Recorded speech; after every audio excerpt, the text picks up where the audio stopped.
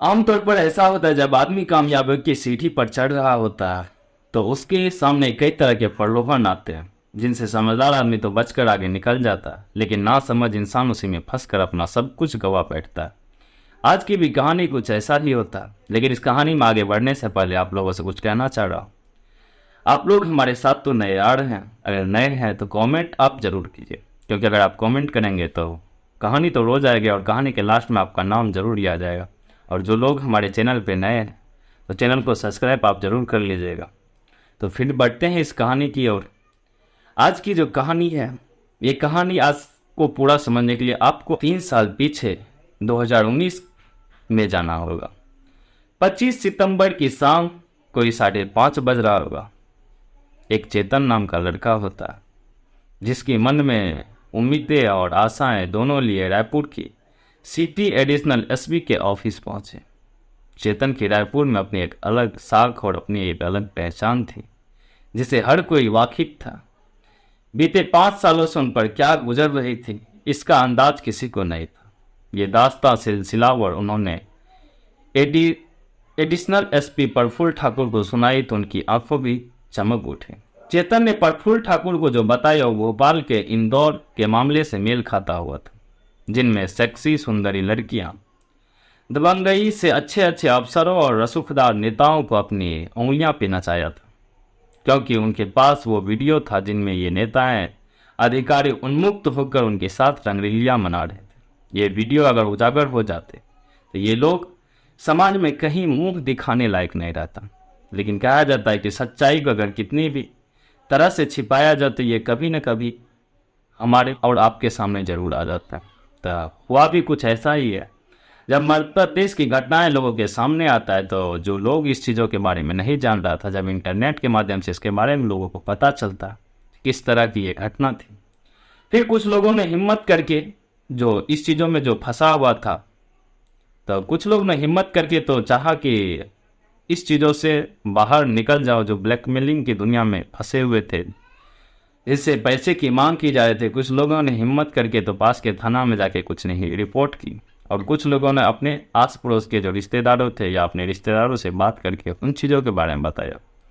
इसमें भी ये चेतन जब इसको बताया तो कहीं ना कहीं अब प्रफुल्ल ठाकुर जो था उसको समझ में नहीं आ रहा था। तो कहीं उस समय जो ये मैटर चल रहा था भोपाल में, तो उसने इसको तार जोड़ते हुए ये देखा कि कहीं उसी की गिरोह की ये लड़की भी ना हो जो इसके साथ भी, क्योंकि चेतन जो था अच्छे घर से थे, खानदानी लोग थे, कमाई धमाई ठीक ठाक था, करोड़ों की संपत्ति थी, शादीशुदा लोग थे, एक बेटी थी। कारोबारी पर समय देने के बावजूद जो उनका समय बचता था वो अपने परिवार में अपनी पत्नी और अपनी बेटी को दिया करता था। जब ये घटना एसएसपी इसके बारे में सुनता है तो वहाँ चेतन जो बताया था, अब जब ये मामला पूरा सामने आता है तब जब प्रफुल्ल तिवारी जब इस केस की जांच करती है तो सारा मामला सामने आता है। वही आपके सामने मैं बता रहा हूँ। 20 वर्षीय प्रीति तिवारी मूलतः अनूपपुर की रहने वाली है, जहाँ उसके पिता ठेकेदारी का काम करता है। उनकी बड़ी इच्छा थी कि बेटी को पढ़ा लिखा कर डॉक्टर की तैयारी करवाई जाए और बेटी के नाम में डॉक्टर लगवाया जाए। इसलिए वह मेडिकल की इंट्रेंस की फॉर्म भरवाई। फिर बेटी इंट्रेंस की एग्ज़ाम देती है लेकिन पास नहीं हो पाती। पिता ने भागीदारी की हमारे लोग थे उनसे पहली पगार करके वो अपना बेटी का एडमिशन पास के ही बिलासपुर के डेंटल कॉलेज में करवाता। अब पिता सोचने लगता है चलो बेटी कम से कम डेंटिस्ट ही बन जाए, कम से कम नाम में तो उसका डॉक्टर लग ही जाएगा। फिर उसकी शादी भी किसी डॉक्टर या काबिल लड़के से करके अपनी जिम्मेदारी पूरा कर लेंगे। अब जिस माहौल में प्रीति की परवरिश हुई थी उसमें कोई खास बंदिशें नहीं थी और नसीहत भी उतनी ही थी जितनी आम मध्यवर्गीय लड़कियों को हर घर में मिलती है। उसे कभी भी पैसे की कमी भी महसूस नहीं हुई थी। अनूपपुर में तो वह सलीके से रह रही थी, लेकिन जैसे ही बिलासपुर में आई बल्कि वो खुद बदली, उसके साथ साथ उसकी जिंदगी भी बदल गई। पिता ने तो पैसे के दम पर उसे डेंटल कॉलेज में दाखिल तो दिला दिया था, लेकिन प्रीति की मन पढ़ाई में नहीं लगता था। वह दिन रात सोशल मीडिया पे व्यस्त रहता था। नतीजन फैल होने लगी। चैटिंग के दौरान उसने कई पुरुष मित्र बना डाले। इनकी दीवानगी और बेताबी देखकर प्रीति को मजा आने लगा। उसको लगता था कि अब फेसबुक से ये सारी चीज़ें, क्योंकि उनसे जो लोग उनसे मीठी मीठी बातें कर लेता था तो वो उनको काफ़ी अच्छा लगता था, और इस पे अतरंगी बातें उनको काफ़ी पसंद आता था। अब तक इसका इरादा कि वो लोग फेसबुक और इंस्टाग्राम जो भी सोशल मीडिया ऐप चला रहे थे उनसे उनका सिर्फ टाइम पास करना था और मज़े लूटना था, इसलिए वह किसी के साथ हद से ज़्यादा तक नहीं बढ़े थे। लेकिन 4 साल फैल होते हो जब यह तय हो गया था कि वह और आगे पढ़ाई नहीं कर पाएगी तो वह घबरा उठे। इस घबराहट की पहली वजह यह थी कि जो आज़ादी बिलासपुर आकर के प्रीति को मिली थी वो आज़ादी उनको घर पे नहीं मिलती। दूसरा थोड़ा डर था माता पिता का भी कि अपने माता पिता को कैसे बताएगा कि लगातार सब्जेक्टों में फेल हो रहा और इसके कारण से उसे कॉलेज से ड्रॉप किया जा रहा। ऐसे में उसके दिमाग में एक खतरनाक ख्याल आता है, उसने इस पर अमल करता है। इसी दौरान वो सोचता है कि क्यों ना एक अच्छे परिवार के लड़का को पटाया जाए, उनको अपने प्यार की जाल में फंसाया जाए, फिर उनसे अपनी ज़रूरतों की जो पैसे होती है और अपनी ज़रूरतों के जो खर्चे हैं उससे निकाला जाए। इसी दौरान उसकी चीटिंग एक चेतन नाम के लड़का से होता। चैटिंग करते करते ना जाने चेतन से कब दोस्ती हो जाती है। दोनों हल्की फुल्की पहले चैटिंग कर रही थी। इसी बातचीत में प्रीति को पता चला कि चेतन करोड़ों का मालिक है। तब उसे सिर्फ इतना भर सोचा कि अगर चेतन उसके हुस्न के जाल में फंस जाए तो जिंदगी ऐशो आराम से कटे। प्रीति भी ऐसी कि उसे देखकर कोई भी उस पर निछावर हो जाता। भरे पूरे शरीर से, देखने में भी गोरे तीखे नयन, अपने शाही स्टाइल और माशाल्लाह अदाएं, वह अक्सर इतने टाइट कपड़े पहनते थे कि उसे उन्नत ओवर बरबस हर किसी के ध्यान अपनी तरफ खींच लेंगे। कुल जमा प्रीति नए जमाने की एक ऐसी तितली थी कि जिसने बिलासपुर में रहते कोर्स की तो ना पढ़ाई की, लेकिन ऑनलाइन प्यार और सेक्स के सिलेबस इतना पढ़ लिया था कि अगर कोई डिग्री या कोई यूनिवर्सिटी होती तो उस लिस्ट में प्रीति की नाम सबसे ऊपर आता और उसमें उसको कोई ना कोई उपलब्धि तो जरूर मिलती। फेसबुक से हुई शुरुआत। प्रीति ने मौज मस्ती की जिंदगी गुजारने का जो प्लान तैयार किया था उसमें चेतन उसके निशाने पर थे।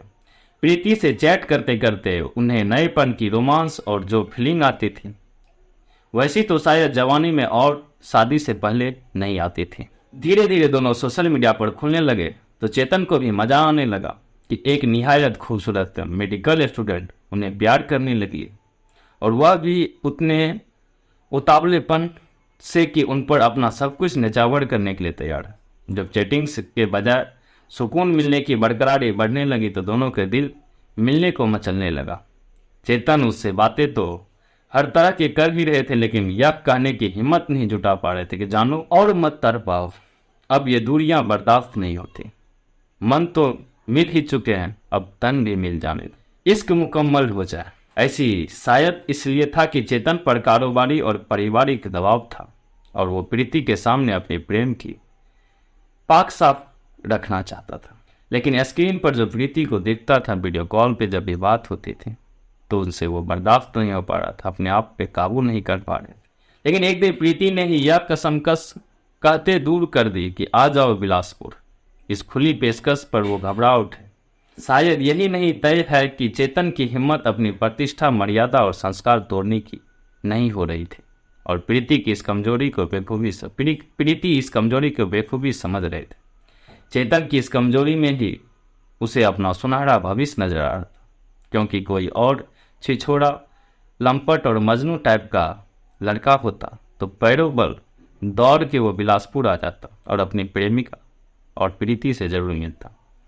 अब प्रीति को समझ में आ गया था कि इसे अपनी इज्जत का पूरा ख्याल है, अपने परिवार वाले को पूरा ख्याल रखता, तो क्यों ना इसके साथ गेम किया जाए। इस समीकरण को भांपते हुए प्रीति ने ही एक दिन बिलासपुर से रायपुर पहुंचा और वहां के एक महंगी नामी गामी होटल में कमरा बुक कराया और फिर उसने वहीं से चेतन को फोन किया। जैसे ही चेतन को फोन करता है, चेतन फोन उठाता है, चेतन को बोलता है कि चले आओ, मैं खुद ही तुमसे मिलने रायपुर आ गया। अब चेतन जैसे ही इस बातों को सुनता है तो उसकी खुशी का ठिकाना नहीं था। डर भी हो रहा था नए आशिक की तरह। हो सकता है फर्स्ट बार मिल रहे हैं, क्या हो क्या नहीं हो उनके साथ, ये भी डर था। लेकिन फिर भी हिम्मत करके वो उस होटल पहुंचता है जिस होटल में उसकी प्रेमिका प्रीति ने किराए पे कमरे लेकर के रखा था। अब चेतन उस होटल पहुंचता है। होटल में पहुंचने के बाद दोनों मिलते हैं। मिलने के बाद वही से फर्स्ट बार चेतन और प्रीति दोनों आपस में शारीरिक संबंध बनाते हैं। जब प्रीति बोलती है जब मैं फिर यहाँ से जाता हूँ, तो प्रीति को जाने वक्त चेतन उसके कुछ रुपया देता। अब चेतन तो ये समझ रहा था जो ये बात यहीं खत्म हो जाएगी, हम दोनों एक दूसरे को, ये बात यहीं तक रहेगी। उनकी जाने आने की जो खर्चा थी वो चेतन उसको दे देता। प्रीति भी पैसा लेती और खुशी खुशी वहाँ से चल जाता। अब प्रीति को तो पैसा की भूख थी जो क्यों इस लड़का से पैसा ताना जाए, इससे पैसा ऐठा जाए। अब प्रीति को जब भी मन होता था या चेतन को जब भी मन होता था तो प्रीति को अपने पास बुला लिया करता था, या खुद चेतन प्रीति से मिलने के लिए बिलासपुर चला जा करता था। धीरे धीरे अब प्रीति को जब प्रीति से मिलने जाता था तो प्रीति की जो भी चीज़ें होती थी, उनको जो गहने खरीदना होता था, उनकी जो कपड़े खरीदना होता था, उनकी जो भी शौक थी जिंदगी में, वो सारी चीज़ों की खर्च चेतन उठाने लगा।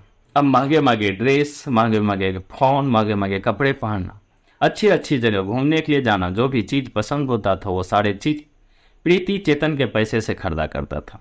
अगर चेतन उनके पास नहीं भी रहता था तो वो चेतन को फ़ोन करता था और उससे ऑनलाइन पेमेंट करवा करके सारे चीज़ खरीदता। अब धीरे धीरे प्रीति के मन में ये आने लगा कि क्यों ना चेतन से इससे ज़्यादा की डिमांड किया जाए। अब वो तो मेरे पास प्यार में फंस ही चुका है। तो फिर प्रीति कहता है कि मैं जो रूम लेकर के रेंट पे रह रहा हूँ, क्यों ना आप अगर मुझे कुछ पैसा दे दो तो मैं अपने किराए की रूम छोड़ करके एक फ्लैट ले लूँगा। ये बात सुन करके अब चेतन भी समझता है कि बात तो सही है, क्योंकि वो जो फ्लैट किराए की जो कमरे की रेंट थी वो भी चेतन ही दे रहा था। चेतन भी सोचता है क्यों ना अगर प्रीति को पर्सनल कर फ्लैट हो जाती है तो वहाँ मिलने जुलने में भी कोई दिक्कत नहीं होगा। तो फिर चेतन ने ही लगभग 45 लाख रुपया दे करके प्रीति को एक फ्लैट दिलवाती है। और फिर फ्लैट दिलवाने के बाद दोनों एक दूसरे के साथ अब जब मन होता था तब मिलता था। अब ना ही किसी की डर, ना ही कोई दिक्कत, ना ही अब होटल की खर्चा, जहाँ घूमना, जहाँ फिरना, जब आना, जो मौज मस्ती थी वो सारे अपने घर में रह करके करता था। किसी की कोई डर नहीं था। जिंदगी तो धीरे धीरे सही चल रहा था। इधर घर वाले को भी पता नहीं चलता, चेतन के जो घर वाले की उनकी पत्नी थी, उनकी बेटी थी और उनके घर के जो लोग थे उन सबको कोई पता नहीं जो चेतन क्या कर रहा। अब बिजनेस जो चल रहा था वो बिजनेस पर से थोड़ा ध्यान हट करके जो ध्यान उसकी बिजनेस की तरफ था वो ध्यान अब प्रीति की तरफ चल जाता। जब प्रीति की तरफ ध्यान जाता तो उसकी बिजनेस की कारोबार धीरे धीरे ठप होने लगता था। उसकी आमदनी कम हो जाती है। जब आमदनी कम हो जाती है तो प्रीति की तो डिमांड हमेशा बढ़ती है। प्रीति को जब भी मन होता था तो पैसा उनसे मांगता था। अब जब कार पसंद आ जाए तो फिर उनसे कार खरीदवाता। जो चीज़ पसंद आ जाता था वो चीज़ प्रीति चेतन से मंगवा लेता था। इधर चेतन की बिजनेस ठप। इधर अब प्रीति की जो माँ बाप था वो भी जान गया था प्रीति की इस हरकत को। अब तक माँ बाप से झूठ बोलकर तरह तरह के बहाने बनाने वाली प्रीति को अपना भविष्य की गारंटी दिख रहा था। लेकिन साल 2015 में उसने अपनी मम्मी पापा को रायपुर बुला लिया, जहां वो चेतन के पैसे से फ्लैट खरीद करके रहता था। जब उनके मम्मी पापा आते हैं तो मम्मी पापा और उनके जो भाई थे उनको भी बता देता है, सारी चीज़ों के बारे में बताता है। तो वो जो ऐश कर रही है उसकी जो पैसा है वो सारे चीज़ किसी और का नहीं बल्कि एक चेतन नाम का लड़का है जो एक बहुत बड़ा बिजनेसमैन है। जब ये सारे चीज़ पता चलता है तब इन लोगों को ये समझ में आ गया था कि चेतन अब सोने की अंडा देने वाली एक मुर्गी है, तो क्यों ना इससे पैसा ऐंठे जा। अब ये सारे लोगों इनकी पैसा पे ऐश करता है। ये इधर चेतन जो था ये अपने कारोबार डूबने की वजह से ये काफ़ी लॉस में चला गया। इधर प्रीति को जब भी पैसे की ज़रूरत थी तब से तो मांगा करता था। चेतन के पास पैसा नहीं होता, जिनकी वजह से वो आस पड़ोस और अपने कुछ रिश्तेदारों और दोस्तों से पैसा कर्ज पे लेकर अपनी प्रेमिका प्रीति को देता है। यहाँ तक कि चेतन का स्थिति ऐसा आ जाता है कि वो अपना घर बेच करके अपनी प्रेमिका को पैसा और जो जिनसे उधार लेकर के अपने प्रेमिका को पैसा दिया था उनको देता। उनकी बिजनेस पूरी की पूरी तरह ठप हो चुकी थी। अच्छा कारोबार चल नहीं रहा, प्रीति की भी खर्चा उठा सके और प्रीति को तो सिर्फ उनके पैसा से भूख था। और जब ये बात प्रीति को समझ में आ गई थी कि अब चेतन के पास पैसा नहीं बचा है तो वो सोचने लगता है कि क्यों ना अब यहाँ से एक असली गेम शुरू किया जाए। अब एक दिन ऐसा होता है कि चेतन उनसे मिलने आता है। चेतन जब मिलने आता है तो चेतन को वो एक वीडियो दिखाता है। वो वीडियो दिखाने के बाद अब चेतन को बोलता है कि आज तक हमारे साथ जो में कोई लेना देना नहीं है, ये वीडियो मैं तुम्हारा पूरा वायरल कर दूंगा। और जब ये वीडियो चेतन देखता है तो उसकी पैरों तले जमीन खिसक जाती है। ये वीडियो वही वीडियो था जो चेतन और प्रीति की न्यूड वीडियो थी, जो अश्लील वीडियो थी, जो देखने के बाद चेतन के दिमाग में एक चीज़ तो आ गया था कि अगर ये वीडियो मेरे घर वाले, मेरे समाज वाले, मेरे दोस्तों और मेरे रिश्तेदारों तक अगर पहुंच गया तो मैं समाज में कहीं मुंह दिखाने लायक नहीं रहूँगा। इस चीज़ों से अब चेतन के दिमाग में एक चीज़ तो आ गया था, जिंदगी में अब मैं किसी की इशारे पर ही चल सकता। और प्रीति वहीं से फिर से उनसे पैसे की डिमांड करती है। जब मन होता था 2 लाख, 4 लाख, 5 लाख, 10 लाख, जो कार पसंद होते थे वो कार। पहले तो उनसे अपने शौक के लिए पैसा लिया करता था, अब उनसे शौक तो छोड़िए, अब उनसे ज़बरदस्ती पैसा मांगा करता था। अब चेतन को समझ में आ नहीं रहा था जब क्या किया जाए। अब इधर जब चेतन की कमाई ठप हो गई थी तो पैसा आ नहीं रहा था और इनको तो पैसा की लत थी। तो प्रीति एक और नए मुर्गे को अपने जाल में फंसा था, जिनका नाम होता है रिंकू। रिंकू भी अच्छा परिवार से होता है, कमाई धमाई ठीक होता है, पैसा वाले लोग होते हैं। अब रिंकू से भी वही काम होता है। अब रिंकू से इसलिए संबंध बनाता है कि क्योंकि उसको समझ में आ रहा था पहले वाला जो प्रेमी था वो तो अब कंगाल हो चुका है, क्यों ना नए मूल्य को फंसाया जाए अपने जाल में, फिर उनके साथ ऐशो आराम के साथ जिंदगी बिताया जाए।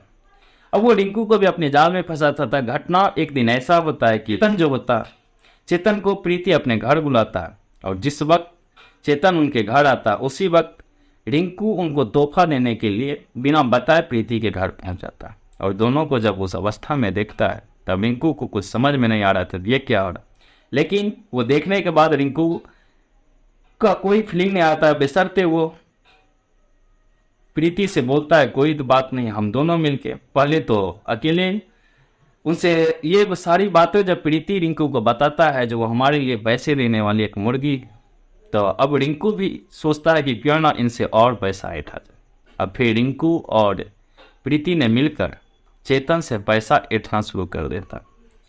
अब चेतन को ये समझ में आ गया था जब उसकी जिंदगी तबाह हो चुकी है, तो फिर वो एक दिन डिसीजन करता है इस मामले को पास के थाने जाकर के वो एसपी प्रफुल्ल ठाकुर से बताता है। प्रीति को तो गिरफ्तार कर लेते हैं, रिंकू की तलाश की जा रही थी कि रिंकू को भी गिरफ्तार किया जाए, उन पे केस चलाया जा रहा है। इनकी सारी संपत्ति की जब जानकारी ब्यौरा ली जाती है तो इधर चेतन जितना भी पैसा ऑनलाइन जो भी पैसा उनको बेचता था, पता नहीं क्या पता कि चेतन को शक था कि कहीं ना कहीं आज न कल मेरे साथ फ्रॉड हो, तो वो सारे पैसा ऑनलाइन ही ट्रांजैक्शन करता था। जब ऑनलाइन ट्रांजैक्शन की डिटेल खंगाली गई तो उसमें पता चला कि लगभग 1.5 करोड़ के लमसम रुपया वो प्रीति तिवारी को दिया हुआ था और ना जाने कितनी अनगिनत कैश प्रीति तिवारी को दी। 1.5 करोड़ पैसा ये था जिनकी एक लेखा जोखा था, लेकिन अनगिनत पैसा जिनकी कोई लेखा जोखा नहीं था। लेकिन अनुमान ये लगाया जाता है कि लगभग 2 करोड़ लमसम इस प्यार के पीछे चेतन साह ने प्रीति तिवारी के पीछे खर्चा किया। अब ये इस कहानी को सुन करके लोगों के दिमाग में तो एक चीज़ आ गया था कि इंसान को अगर हवस की भूख लगे तो फिर उनकी अपने घर वाले और अपने परिवार वाले अपनी अच्छी जिंदगी भी भूल करके वो उस नरक की दुनिया में घुस जाता है जहाँ से उसको कभी भी अच्छाई और सही रास्ते नहीं मिल सकता, जहाँ से अगर वो सर उठा के समाज में चलने लायक भी नहीं बचता। ये कहानी सुनाने का मकसद किसी को परेशान करना नहीं बल्कि आपको जागरूक करना। आज की कहानी भी हमें कुछ सिखा देता। हम जब लाइफ में आगे बढ़ते हैं तो हमारे पीछे ढेर सारे ऐसे नकारात्मक लोग और नेगेटिव ऊर्जाएं आती जो हमें पीछे खींचना चाहता, लेकिन अगर हम अपनी कामयाबी के पीछे अटल रहे, सच्ची मेहनत करते रहे तो हम अपनी कामयाबी की ओर आगे जरूर बढ़ेंगे और कामयाबी हमें जरूर मिलेगी। अगर इस चीज़ों में अभी भी कोई लोग आ रहे हैं, इन चीज़ों से बचिए और अपने परिवार और अपने ज़िंदगी के बारे में सोचिए। तो आज यहीं ख़त्म करते हैं, कल मिलते हैं फिर एक नई कहानी के साथ। आज यहीं तक। जय हिंद, जय भारत, वंदे मातरम।